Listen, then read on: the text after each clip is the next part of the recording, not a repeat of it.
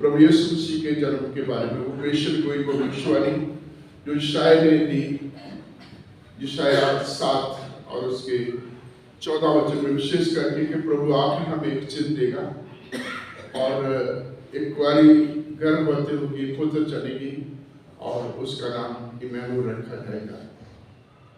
और जब हम पत्रियों में आते हैं तो पत्रियों में अचानक से पत्री में हम पढ़ते हैं, हालांकि जो पत्री है जो पढ़ी गई है गलतियों की पत्री, वो प्रभु यीशु मसीह के जन्म के साथ उसका रिलेशन नहीं है। वो मेन डिबेट उसमें है व्यवस्था और काम, विश्वास और काम। और उसमें ये है कि बीच में जब चौथे वचन में आते हैं, चौथे चैप्टर में आते हैं, तो अचानक ये पोर्शन हम पढ़ते हैं, ये पैसेज पढ़ते हैं कि जब समय पूरा हुआ तो परमेश्वर ने अपने पुत्र को भेजा जो स्त्री से उत्पन्न हुआ, व्यवस्था के अधीन उत्पन्न हुआ, ताकि उनको जो व्यवस्था के अधीन है मोल लेकर के छुड़ाने और हमें परमेश्वर की लेपालक पुत्र और पुत्रियां होने का अधिकार मिले। और जितने भी कैरल सिंगर्स हैं इन दिनों में, उन्होंने प्रेयर में वचन के पढ़े जाने में इस वचन को इन दिनों में खूब सुना है। और हमारे लिए ये एक जो है बहुत ही रिपीटेड सा जो है वचन है जो गलतियों 4:4 है कि जब समय पूरा हुआ परमेश्वर ने अपने पुत्र को भेजा ताकि हमें जो व्यवस्था के अधीन है वो लेकर के छुड़ा ले। जब हम गॉस्पेल पढ़ते हैं पहला अध्याय मत्ती का, उसके 18 वचन से 25 वचन को, वो भी भविष्यवाणी है जो परमेश्वर के दास भविष्यवक्ता के द्वारा दी गई। एक कुंवारी जन्म होगी, यही जो 7 अध्याय यशायाह का है, इसी 14 वचन को आगे सबको समझाने के लिए कोट किया गया है। और यही है कि जैसे नबी के द्वारा, भविष्यवक्ता के द्वारा कहा गया या लिखा गया कि एक कुंवारी गर्भवती होगी, एक पुत्र जनेगी और उसका नाम इम्मानुएल रखा जाएगा। और आगे हम 24-25 वचन में पढ़ते हैं कि यूसुफ नींद से जागकर मरियम को, अपनी पत्नी मरियम को अपने घर ले आया और जब तक वो पुत्र ना जनी तब तक उसका नाम उसने, तब तक वो उसके संपर्क में नहीं रहा। एकदम पवित्र और शुद्ध उन दोनों का रिश्ता बना। ये जो 3 पैसेज खास करके मैंने कोट किए हमारे बीच में आज की हमारी इस स्क्रिप्चर में पढ़े गए हैं, ये 3 हैं। और तीनों में से एक प्रश्न है हम सबके लिए कि पिछले संडे किस चीज के ऊपर प्रीच किया गया था, कुछ याद है? पिछले संडे जी यूना बपतिस्मा दे। अच्छा, पाल साहब ने किया। मैं आपसे पूछ करके अपनी यादाश्त को सोच रहा था कि पिछले बार मैंने प्रीच किया था, पाजी साहब ने प्रीच किया था।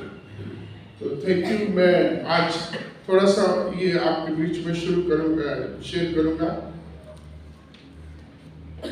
मत्ती गलतियों की पत्री 4 अध्याय और उसके 4 वचन से 7 वचन तक। और ये वचन भी जब हम पढ़ते हैं तो बहुत ही सीधा सरल और अपने आप को खुद जो है अपना आपको एक्सप्लेन करता है सरल कि जब समय पूरा हुआ।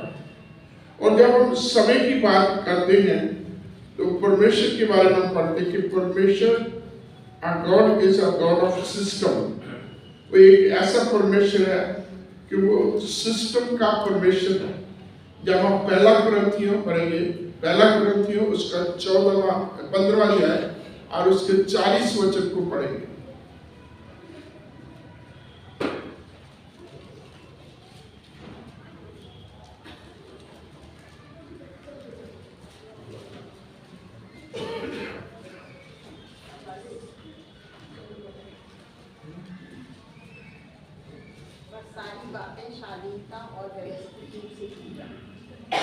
सारी बातें शालीनता और हाँ, और जो पहली हमारी जो ट्रांसलेशन है उसमें क्रमानुसार कुछ आप में से कुछ लोगों के पास ये होगा कि परमेश्वर ने जो भी उसका सिस्टम है, जो भी उसका काम करने का परमेश्वर का ढंग है, वो क्रमानुसार है। ऐसे नहीं है कि कोई कभी भी कहीं से भी किसी भी जगह से भी किसी भी समय कुछ भी, ऐसा नहीं है।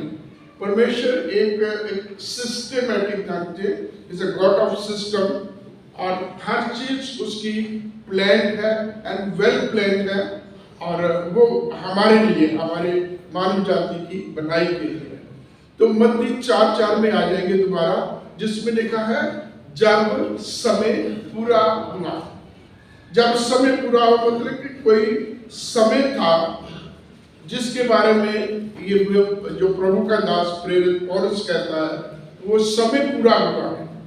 एक समय दिया गया था, वो समय चलता रहा, एक जगह पर आके वो समय पूरा हो गया। जैसे स्टॉप वॉच कहा जाएगा, पुराने समय में अलार्म लगाते थे और रात को हम सोते थे और अलार्म को हम एक टाइम पर फिक्स कर देते और उस पर, और जैसे ही वो घड़ी का वो पल आता था एकदम से अलार्म बजता था। आज भी अलार्म लगे हो तो एक समय को हम फिक्स कर देते हैं, वो जो समय चलता रहता है और चीजें होती रहती हैं, लेकिन वो स्पेसिफिक काम के लिए जब शाम समय आता है तो एकदम अलार्म हो जाता है। ऐसे हम देखते हैं कि परमेश्वर ने जिस समय को नियुक्त किया था, प्रभु ने बहुत अलार्म दिए, बहुत उसके लिए समय जो है फिक्स। सबसे पहले वो समय था उत्पत्ति उसके 3 अध्याय के 15 वचन में,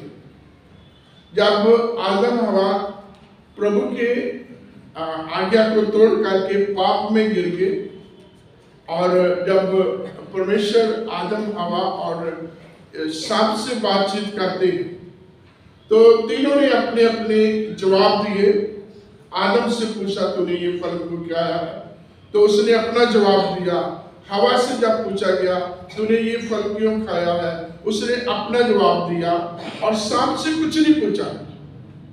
आप देखिए, पढ़ेंगे, आप पढ़ भी सकते हैं 3 अध्याय में, जब हम इस घटना के बारे में पढ़ते हैं जो पहला पाप इस पृथ्वी पर आया। तो परमेश्वर ने आदम से तूने ये फल क्यों खाया, तो उसने क्या कहा हम सबको पता है ना। बहुत ही बड़ा एक्सक्यूज जो हम अक्सर करते हैं कि अपनी गलती दूसरों के ऊपर डाल देते हैं। आदम ने भी कुछ ऐसा किया कि मैंने नहीं खाया, जो स्त्री जो औरत तूने मुझे दी थी उसने मुझसे करवाया है ना। I am not a culprit, she is the culprit who made me to eat this fruit. तो आगे परमेश्वर ने कुछ बात नहीं की, तो औरत से कहता है, स्त्री से कहता है, हवा से कहता है तूने ये क्या किया। तो उसका जवाब क्या था, Satan has beguiled me।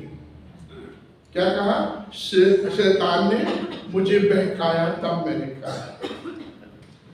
तो शैतान के साथ जब बात होती है, सर्प के साथ जब बात होती है, तो परमेश्वर उसको जो है बड़े एक तरीके से बहुत ही गुस्से के साथ बात कर रहा है, उसके साथ एक चेतावनी के तौर पर बात करता है। उसके लिए डेडलाइन कि आज जिस औरत को तूने कमजोर समझ के तूने बहका दिया, तूने उससे ये अनाज्ञाकारिता का पाप करवा दिया, इसी का बच्चा, इसी का बीज एक दिन उत्पन्न होगा और वो क्या करेगा, तेरे सिर को कुचलेगा। इसी का वंश, इसी का बीज उत्पन्न होगा। इसलिए आप देखेंगे अब बीज अक्सर जो है वो आदमी के बारे में, जो भी जहां भी हम देखते हैं बिब्लिकली, बाइबल के बाद जो भी हम देखते हैं, तो जब हम इस बीज की बात करते हैं वो आदमी के बारे में कहा जाता है। लेकिन परमेश्वर ने यहाँ औरत के, स्त्री के बारे में लिखा, उसका बीज उत्पन्न होगा। और जैसे भविष्यवाणी चलती है, आगे आगे चलती है, और हर बार परमेश्वर ने इसको रिपीट किया, ये कहा कि पक्का किया कि उस स्त्री का जिसको तूने कमजोर जाना था उसके द्वारा बालक उत्पन्न होगा, और वो परम प्रधान का पुत्र कहलाएगा। पवित्र आत्मा की बहुत सारी चीजें आप सब जानते हैं क्या हुआ। और अब जब हम यशाया में आते हैं उसके 7वें अध्याय में, तो वचन क्या कहता है, प्रभु आप ही तुम्हें एक चिन्ह देना। वहां बातचीत हो रही है और यशाया भविष्यवक्ता कहता तुमको चिन्ह मांगो, है ना, चिन्ह मांगो। तो आगे कोई बात नहीं होती, तो फिर क्या कहता है, प्रभु आप ही तुम्हें एक चिन्ह देगा। और वो चिन्ह क्या है, एक कुंवारी गर्भवती होगी, पुत्र जनेगी, उसका नाम इम्मानुएल रखा जाएगा। और आगे जब हम आते हैं 9वें अध्याय में, पहला वचन, दूसरा वचन, 6 और 7 वचन, कि हमें एक पुत्र दिया गया, हमारे लिए बालक उत्पन्न हुआ, और उस बालक के नाम है अद्भुत युक्ति करने वाला, पराक्रमी परमेश्वर, अनंत काल का पिता, शांति का राजकुमार। और फिर उसकी प्रभुता कभी खत्म नहीं होगी, सल्तनत कभी खत्म नहीं होगी।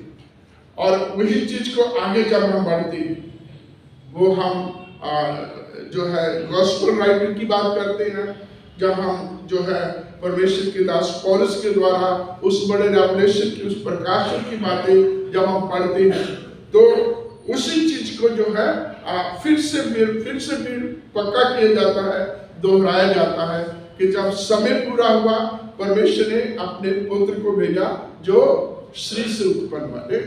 औरत का नाम जो है वो हमेशा चलता रहा, जो परमेश्वर ने एक समय निर्धारित किया था, उत्पत्ति 3 उसके 15 में।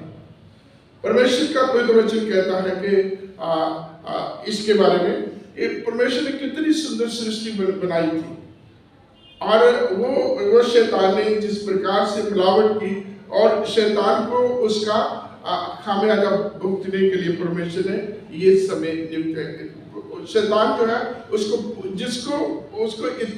इतने गुस्से से बोल रहा था कि जिसको आज तुमने कमजोर किया, देखना यही एक दिन तो है, एक तरीके से क्या है कि यही तुझे सबक सुनाए। आगे जब हम आते हैं, समय की बात आती है, तो डैनियल में एक समय आता है उसके 9वें अध्याय में, उसमें 7 हफ्तों की बात आती है। वहां परमेश्वर ने एक समय नियुक्त किया है। आगे जैसे जैसे आए समय की बात आती है और उस समय होता है, वहां प्रभु यीशु मसीह का पहली बार हम दर्शन देखते हैं, है ना, प्री एग्जिस्टेंस ऑफ जीसस जिसको बोलते हैं ना, प्रभु यीशु मसीह का पूर्व अस्तित्व, वहां प्रभु यीशु मसीह दिखाई देते हैं। किसको पता है, किसने देखा है दानियल की किताब में प्रभु यीशु मसीह का दर्शन? यीशु मसीह को किसने देखा है? जब वो राजा उनको आग की भट्टी में डाल देता है, और क्या कहता है, डाले 3 गए थे और दिखाई 4 दे रहे, और चौथा कैसा है, मनुष्य के पुत्र की तरह। और प्रभु यीशु मसीह जब इस पृथ्वी पर सेवकाई करते हैं, तो अपने आप को कई बार वो मनुष्य के पुत्र के तौर पर वो कहता है ना। लोमड़ियों के पास उनकी जगह है, पक्षियों के लिए उनका ठिकाना है, और मनुष्य के पुत्र के लिए सिर रखने के लिए भी जगह नहीं है। तो प्रभु यीशु मसीह खुद उस चीज को कंफर्म करती है। तो वापस आएंगे, समय जो है परमेश्वर ने निर्धारित किया, और वो जब समय पूरा हुआ तो हमारे लिए उद्धार पैदा हुआ। और आप जानते हैं, हमने इन दिनों में बहुत पढ़ा है, इन सालों में बहुत पढ़ा, अब तक बहुत पढ़ा है, खास करके जैसे दिसंबर शुरू होता है और हम जो है आगे बढ़ते हैं क्रिसमस की तरफ, 25 दिसंबर की तरफ हम बढ़ते हैं, और इस समय पीक टाइम है।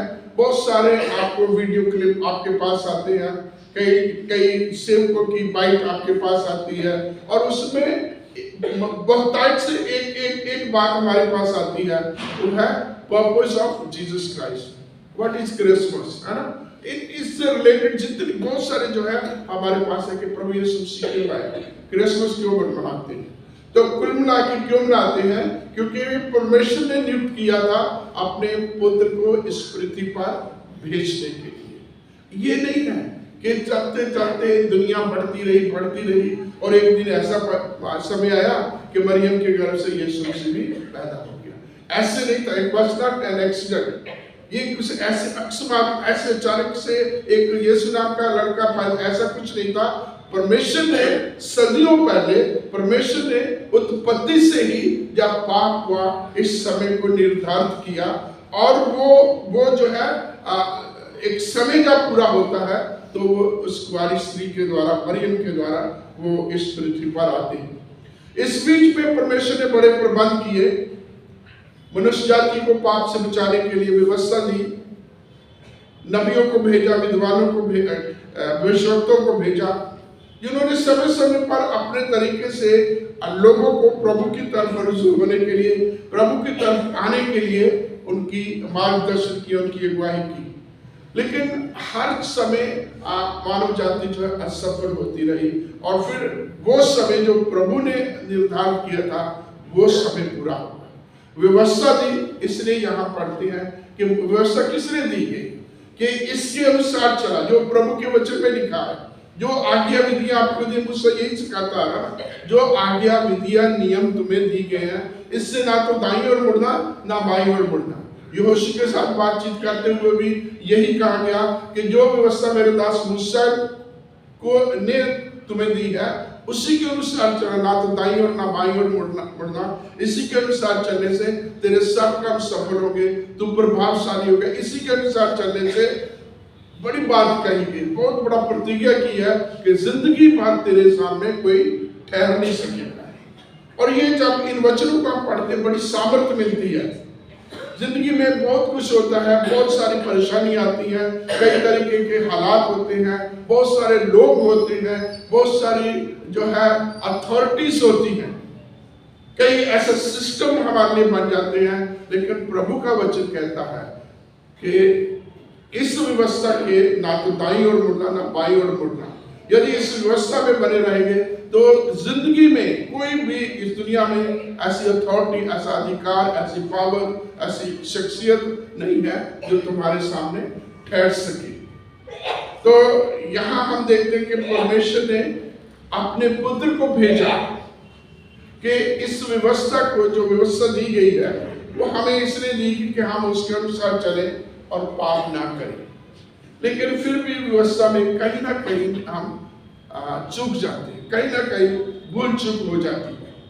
और पवित्र वचन कहता है कि यदि तुम सारी व्यवस्था पूरी करते हो, एक में चूक हो जाती है, एक को तोड़ देते हो, तो सारी की सारी व्यर्थ हो जाती है ना। हमारे पास एक मोतियों की माला है और उसको बिखेर के उसको तोड़ने के लिए, जब उन मोतियों को इधर उधर सारे को बिखरने के लिए क्या करना होता है? कितने मोती तोड़ने होते हैं? सिर्फ एक ही टूटा और वो बिखर के इधर उधर सारे मोती नीचे गिर जाते हैं। उसी प्रकार सारी व्यवस्था को हम मानते हैं, रोज हम बड़ा केयरफुल रहते हैं, हमेशा प्रभु के भय में रहते हैं, लेकिन किसी एक जगह पर हम इंसान हैं, वो भूल चूक हो जाती है, लापरवाही हो जाती है, जासूसी हो जाती है, तो एक जगह पर व्यवस्था से हम चुके और सारी की सारी व्यर्थ हो, फिर हमें रीस्टार्ट करना पड़ता है।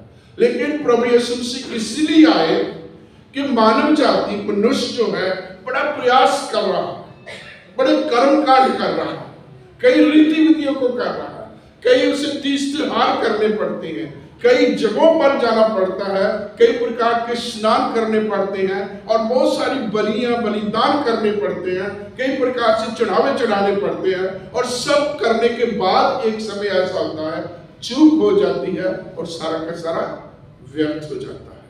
तो प्रभु यीशु मसीह का पृथ्वी पे आना परमेश्वर के उस निर्धारित समय पर इसलिए कि आप व्यवस्था प्रभु यीशु मसीह पूरी करने के लिए आए। अगर आप मत्ती उसका 5वां अध्याय और उसका 17वां वचन पढ़ोगे तो प्रभु यीशु मसीह ने जब शिक्षा आरंभ की, जिसे हम पहाड़ी उपदेश कहते हैं, धन्य है वो जो मन के दीन है, और उसके बाद आगे हम चलते हैं एक के बाद एक के बाद प्रभु यीशु मसीह की शिक्षा, प्रभु यीशु मसीह की ये जो काम आरंभ होते हैं, तो जो उस समय के लोग धार्मिक अगुवे हैं प्रभु यीशु मसीह की ऊपर देखते हैं, प्रभु यीशु मसीह के ऊपर नजर लगी रहती है, उसकी कमी निकालने की, तमाम चीजों को देखने के लिए। तो प्रभु यीशु मसीह ने उनको बहुत ही खुले शब्दों में बोल दिया कि ये मत सोचो कि मैं व्यवस्था को तोड़ने, व्यवस्था को अलोप करने के लिए आया, अलोप करने के लिए, बस उसको पूरा करने के लिए I have not come to abolish the law but to fulfil it. मैं इसलिए आया कि वो पूरी की पूरी व्यवस्था जो मूसा के द्वारा दी गई, जो परमेश्वर के द्वारा की, उसको मैं पूरा करूं। प्रभु यीशु मसीह का खुद का क्लेम, मैं व्यवस्था को पूरा करने के लिए आया। और जो प्रेरित पौलुस कहते हैं जो है गलतियों 4:4 में कि वो इसलिए पैदा हुए ताकि उन लोगों को जो व्यवस्था के अधीन है उनको मोल लेकर के छुड़ा दे। अभी देखिए व्यवस्था इतनी सख्त थी, इतनी टफ थी, इतना उसको पूरा करना इतना मुश्किल था। जैसे मैंने बताया कि एक में चूक जाती है, सारे की सारी व्यर्थ हो जाती है। उसके बावजूद उसको करना इतना ज्यादा था, इतनी उसकी जो तमाम चीजों को करना होता था। और करने के बाद एक समय जब ऐसा था कि फिर व्यर्थ हो जाए तो फिर बंदा, इससे ज्यादा बड़ी निराशा क्या हो सकती है। तो इन तमाम निराशाओं को, इन तमाम परेशानियों को जो है दूर करने के लिए प्रभु यीशु मसीह आए, और जिसे बोलते हैं हम अपने लैंग्वेज में क्रिश्चियन, वंस फॉर ऑल, एक ही बार महान बलिदान दे करके प्रभु यीशु मसीह ने हमारे लिए उस पूरी की पूरी व्यवस्था को कर दिया। अभी देखिए पहले व्यवस्था में क्या होता था, इवन जब आप किसी घर में जाते हो, घर की दीवारों में वो लगा होता है, क्या बोलते हैं, फंगस, ऐसी चीजें जब लगी होती है तो उसको भी चेक कराना होता है। और उसको भी चेक करा के आगे 7 दिन का आपको टाइम लेना होता है। उस बीच में वो आपको रिपोर्ट मिलती है, और अगर वो चीज पाई जाती है तो उस दीवार को तोड़ना है। और मैं अब तो बल्कि मैं चर्च के घरों में रहता हूँ, मैं उस समय जब मैं किराए पे रहता था, शुरू में दिल्ली में आया था, तो मैं ये कहता था कि अगर मान लो आज व्यवस्था मुझे पूरी करनी हो और वो जो फंगस है अगर उस घर में जहाँ मैं रह रहा हूँ, तो मैं कैसे उस व्यवस्था को पूरा कर सकता हूँ। मकान तो किसी और का है। ऐसे और बहुत सारी व्यवस्थाएं हैं। और फिर हमें उस टाइम तक अपने आप को पीछे रखना, आगे नहीं रखना। और बहुत सारी चीजें होती हैं, प्योरिफिकेशन की चीजें होती हैं, अपने आप को डिक्लेयर करने की चीजें होती हैं। जैसे स्किन की प्रॉब्लम है तो सबसे पहले तो दुनिया से अलग रहना है, और दुनिया से अलग रह के भी कोई हमारी साइड में आता है, पहले ही अपने आप को डिक्लेयर करना, ऊंचे ऊंचे से बोलना पड़ता है कि मैं कैसा हूँ, अशुद्ध हूँ, ताकि वो दूर से अपना रास्ता दूसरी तरफ ले जाए। तो ये तमाम चीजें थी, इनसे मिलती और बहुत सारी चीजें थी जिनको लेकर के वो औरतों के लिए व्यवस्था थी, बच्चों के लिए व्यवस्था थी, बच्चा जब पैदा होता उस समय की व्यवस्था थी, है ना, प्योरिफिकेशन की तमाम चीजें। तो इनको करना पड़ता था, और करते करते फिर कहीं चूक हो जाती है तो वो पिछले समय का सारा उठाया हुआ कष्ट, सारी की सारी चीजें फिर ऐसे क्या बोलते हैं, बेकार हो जाती थी। तो परमेश्वर का धन्यवाद देते हैं, उसने समय को निर्धारित किया, अपने पुत्र प्रभु यीशु मसीह को भेजा, जिसने ये तमाम कर्मकांड, तमाम इन चीजों को, हर उस रीति, हर उस रिवाज को हमारे लिए पूरा कर दिया। सारी की सारी व्यवस्था को अपनी देह के ऊपर पूरा करने के द्वारा हमें मुक्त किया।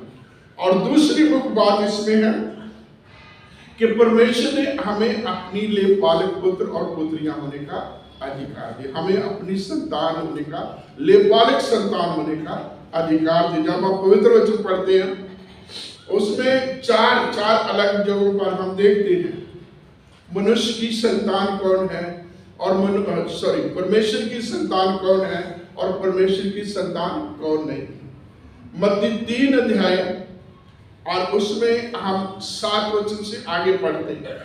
पवित्र वचन कहता है, जब यूहन्ना बपतिस्मा देने वाले ने अपनी तरफ बहुत सारे लोगों को आते देखा जो गलील प्रांत यरदन के आसपास के इधर थे, और सदूकी और फरीसी भी उसके पास है। जब सदूकी और फरीसियों का जिक्र आता है तो उनको यूहन्ना बपतिस्मा देने वाला कहता है, ये सांप के बच्चों, किसने तुम्हें जता दिया है कि आने वाले प्रभु को से भागो और पश्चाताप के लायक फल। उन लोगों का क्या था कि बाकी लोग तो सच्चा पश्चाताप करके उसके पास बपतिस्मा लेने के लिए आए, ये लोग डबल माइंडेड थे, अधूरे मन से आते थे और कुछ ऐसे ही दुनिया को दिखाने के लिए आ रहे थे। तो उनकी इस मनोस्थिति को देख के, उनके हालात को, उनके मनों की भावनाओं को देख करके यूहन्ना उनको एक तरीके से डांटता है कि हे सांप के बच्चों, और दूसरी जगह पर प्रभु यीशु मसीह खुद ही इन फरीसियों शास्त्रियों इन लोगों के साथ जब बातचीत करते हैं यूहन्ना 8 में और उसके 44 वचन में, उसमें कहता है तुम अपने पिता शैतान से हो, है ना। तुम्हारा पिता कौन है? शैतान है। वो शैतान की उसने वहां गुण या विशेषता क्या बताई, या उसकी बात क्या बताई कि शैतान आरंभ से झूठा है और झूठ बोलने वालों का बाप है ना। तुम अपने पिता शैतान से हो, और शैतान कैसा है? आरंभ से झूठ बोलने वाला है, और फिर क्या है? झूठ बोलने वालों का बाप। उसके साथ एक जगह ऐसे भी लिखा हुआ है कि he is accuser of brethren, वो भाइयों के ऊपर दोष लगाने वाला है। तो ये तमाम चीजें जहां ये पाई जाती है, तो परमेश्वर के पुत्र पुत्रियां होने का अधिकार हमसे चला जाता है। फिर आगे जब हम पढ़ते हैं जो परमेश्वर के कामों में रुकावट डालते हैं, प्रेरितों के काम, पौलुस जब जो है प्रभु की सेवा में जा रहे हैं, वहां समान टोना करके एक व्यक्ति है, जब पवित्र आत्मा का काम चल रहा है तो उसने पवित्र आत्मा के काम अपने जादू टोना के द्वारा उस काम को रोकने का प्रयास किया। तो वचन में लिखा है पौलुस ने टिकटिकी लगा करके उसको जो है डांटा, हे शकल धर्म के बारी, शैतान की शैतान, कब तक परमेश्वर के कामों में रुकावट डालता है। तो बहुत बार ये होता है, जो परमेश्वर के कामों में रुकावट डालते हैं, तो वो परमेश्वर की संतान कैसे हो सकती है? परमेश्वर की संतान तो परमेश्वर के कामों को आगे बढ़ावा देगी, आगे एनकरेज करेगी, आगे उनको अच्छा बनाने की प्रयास करेगी। तो जो रुकावट डालते हैं, जो झूठे हैं, डबल जुबान वाले हैं, दोगले हैं, ऐसे लोगों के बारे में परमेश्वर का पवित्र वचन कहता है तुम परमेश्वर की संतान नहीं।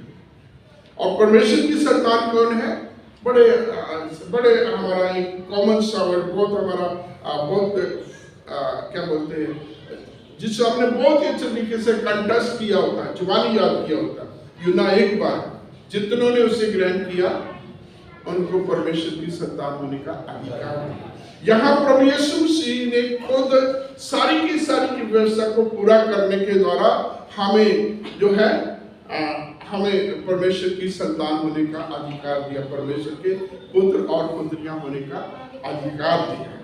सभी, जैसे वचन में कहते हैं, सभी परमेश्वर की संतान नहीं, हर कोई परमेश्वर का बेटा नहीं। वचन में लिखा परमेश्वर के पुत्र, शैतान के पुत्र, इस प्रकार से बहुत बार ऐसा लिखा। प्रभु यीशु मसीह ने भी डिक्लेयर किया कि जब वो अपनी महिमा के साथ, अपने स्वर्गदूतों के साथ अपनी महिमा में इस पृथ्वी का न्याय करने के लिए आएंगे, तो एक ग्रुप को कहेगा तुम परमेश्वर के मुबारक लोग हो, तुम उस जगह पर जो परमेश्वर ने आराम से तैयार की उसमें जाकर के शांति से रहो, और एक ग्रुप को कहेगा मेरे सामने से हट जाओ क्योंकि मैंने तुमको कभी नहीं देखा। तो दो तरीके के लोग हैं, दो तरीके की संतान है, और परमेश्वर उन लोगों के लिए आया, हम लोगों के लिए आया जो उस पर विश्वास करके प्रभु को अपना मुक्तिदाता उद्धारकर्ता स्वीकार करते हैं, ताकि हमें परमेश्वर की लेपालक पुत्र और पुत्रियां होने का अधिकार मिले। लेपालकपन जिसको हम अडॉप्शन कहते हैं, जब अडॉप्शन प्रोसेस करता है, जो लॉ को जानते हैं, उसमें क्या होता है कि जब किसी का अडॉप्शन होता है, किसी को गोद लिया जाता है, तो उसकी पिछली जिंदगी का या पिछले परिवार का जो भी उसके राइट्स होते हैं, जो भी उसकी चीजें होती है, वो सारी खत्म हो जाती हैं। उसके ऊपर कर्जा है या उसके ऊपर किसी प्रकार की कोई भी चीज है, वो सारी की सारी उसकी खत्म हो जाती है, और नए परिवार में जिसमें जाता है उसके सारे के सारे एडवांटेज उसको मिल जाते हैं।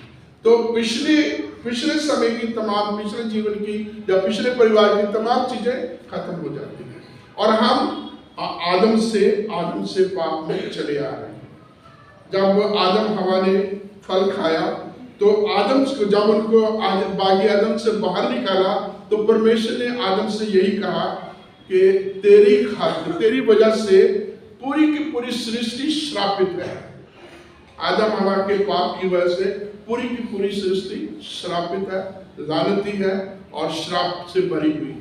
और फिर उनको उस स्वर्ग में जैसी जगह से बागी अदन से उनको निकाल दिया, श्राप के साथ कि तू माथे का पसीना बहा करके खाना खाया करेगा। तो इस प्रकार से जब हम देखते हैं कि उनको वहां से निकाल दिया, तो प्रभु यीशु मसीह के आने के द्वारा उस तमाम चीजों को जो है पूरा करने के द्वारा परमेश्वर प्रभु यीशु मसीह के द्वारा हमें लेपालक पुत्र और पुत्रियां होने का।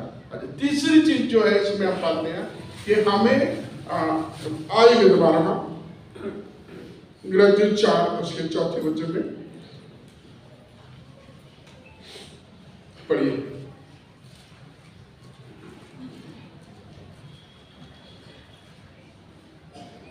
परंतु जब समय पूरा हुआ तो परमेश्वर ने अपने पुत्र को भेजा जो स्त्री से जन्मा और व्यवस्था के अधीन उत्पन्न हुआ। जी पढ़िए। ताकि व्यवस्था के अधीनों को मोल लेकर छुड़ा ले और हमको लेपालक होने का फल मिले। और तुम जो पुत्र हो इसलिए परमेश्वर ने अपने पुत्र के आत्मा को जो हे अब्बा हे पिता कहकर पुकारता है हमारे हृदयों में भेजा है। इसलिए तू अब दास नहीं परंतु पुत्र है, और जब पुत्र हुआ तो परमेश्वर के द्वारा वारिस भी हुआ। Thank you. और इससे पहले मैं बता रहा था कि जब हम परमेश्वर की संतान नहीं थे, हम श्रापित लोग थे। पूरा का पूरा संसार, पूरी की पूरी मानव जाति, पूरी की पूरी सृष्टि जो परमेश्वर का वचन कहता है सारी की सारी श्रापित थी। तो उस श्राप को दूर करने के लिए है ना, हमारी बैकग्राउंड क्या थी जो आदम से आरंभ होती है, आदम के पाप करने के द्वारा पूरी की सृष्टि श्रापित थी। तो हम भी श्रापित थे, हम भी उसी श्राप में थे, जिसको जब हम पाप की बात करते हैं तो पाप 2 प्रकार से कहे जाते हैं। 2 प्रकार से पाप। हमारे जो कॉन्फर्मेशन के बच्चों को हम पाप जब इसके बारे में टीचिंग देते हैं तो 2 प्रकार के पाप हैं। पहले ओरिजिनल सिन और दूसरे कमिटेड सिन। वो पाप जो ओरिजिनल है, पैदाइशी पाप जो आरंभ से आदम हवा से चले आ रहे हैं, और दूसरे कमिटेड सिन जो हम करते हैं। तो उस ओरिजिनल सिन की बैकग्राउंड से, उस ओरिजिनल सिन की जो विरासता से, उससे मुक्त कराने के लिए प्रभु यीशु मसीह ने हमें जो है लेपालक, परमेश्वर ने हमें अपनी लेपालक संतान। अब वो श्राप वाली, वो पाप वाली बैकग्राउंड हमारी प्रभु यीशु मसीह के आने से खत्म हो जाती है, और हम प्रभु यीशु मसीह के द्वारा परमेश्वर के स्वर्गीय घराने के बच्चे हो जाते हैं, उसकी लेपालक संतान हो जाते हैं। इसीलिए कहा कि अब तू क्या है, ना तो दास है ना तो श्रापित है, अब क्या है, यदि तू पुत्र बन गया है तो परमेश्वर के द्वारा, जब उसके द्वारा परमेश्वर की तमाम आशीषों का तू वारिस बनना है। परमेश्वर की सारी संपत्ति का, स्वर्गीय स्थानों की उन तमाम आशीषों का तू वारिस भी बन गया है। तो हम परमेश्वर का धन्यवाद देते हैं जिसने समय को नियुक्त किया, और समय पूरा होने के बाद जब प्रभु यीशु मसीह इस दुनिया में आया, उसने पूरी की पूरी व्यवस्था को पूरा कर दिया ताकि हम व्यवस्था से मुक्त हो जाएं। उसने उस जो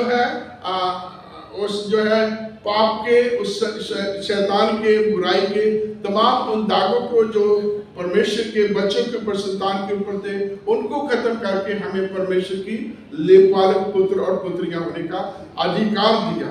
और उसके साथ ही साथ क्या है, परमेश्वर के साथ हमें, यदि हम परमेश्वर के बच्चे हैं, अभी ये अडॉप्शन में यही होता है कि जब हम किसी बच्चे को गोद लेते हैं तो आगे उस हमारी जो भी हमारे पास जितनी भी जैसे भी हमारी प्रॉपर्टी है, वो बच्चा उसका हिस्सेदार बन जाता है। अकेला है या उसके साथ और बच्चे हैं, उसको बराबर का हिस्सा मिल जाता है। वो बहुत बड़ी प्रॉपर्टी है या छोटी सी प्रॉपर्टी, जो कुछ भी है वो बच्चा हिस्सेदार। और यदि हम परमेश्वर के पुत्र और पुत्रियां बन गए हैं, और अब उसके द्वारा एक हमारा और प्रिविलेज है, सौभाग्य है कि हम परमेश्वर के घर के, परमेश्वर के राज के हम वारिस भी हैं। हम ऐसे वैसे लोग नहीं, वी आर नॉट मामूली लोग, ऐसे लोग नहीं।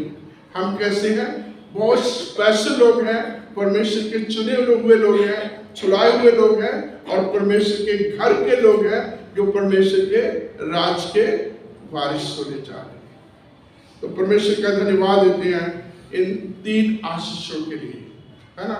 इफिसियों की पत्रिका लेके कहता है उसने हमें स्वर्गीय स्थानों की सब प्रकार की आशीषें, स्वर्गीय स्थानों की सब प्रकार की आशीषों का वारिस बनाया। तो आइए हम इन 3 आशीषों के लिए, व्यवस्था से मुक्ति, परमेश्वर की संतान और परमेश्वर की सारी संपत्ति के वारिस होने का अधिकार, आइए। महान सर्वशक्तिमान हमारे दयावान परमेश्वर, प्रभु यीशु मसीह के नाम में हम आपके कदमों में आते हैं, आपका धन्यवाद देते हैं। जब समय पूरा हुआ तो उन्हें अपने पुत्र प्रभु यीशु मसीह को भेजा, जिसने सारी व्यवस्था को पूरा किया और हमें व्यवस्था से मुक्त किया, हमें आपकी लेपालक पुत्र और पुत्रियां होने का अधिकार दिया और आपका वारिस अधिकारी बनाया। पिता परमेश्वर आपका धन्यवाद हो। इन प्रियों के लिए आपका धन्यवाद देते हैं जिनके बीच में बड़े सीधे सरल तरीके से तेरा वचन पिता परमेश्वर आज शेयर किया गया है। ये वचन जो बहुत ही बहुमूल्य है, इसको हम और इसके ऊपर मनन करें और इसकी गहराइयों को प्रभु हम खोजें और नित्य प्रतिदिन आपकी तरफ रोटी बढ़ते जाएं और आपकी महिमा, आपकी स्तुति का कारण बनने पाए। इस प्रार्थना को सुने हमारे प्रभु और उद्धारकर्ता मसीह यीशु के पवित्र नाम में।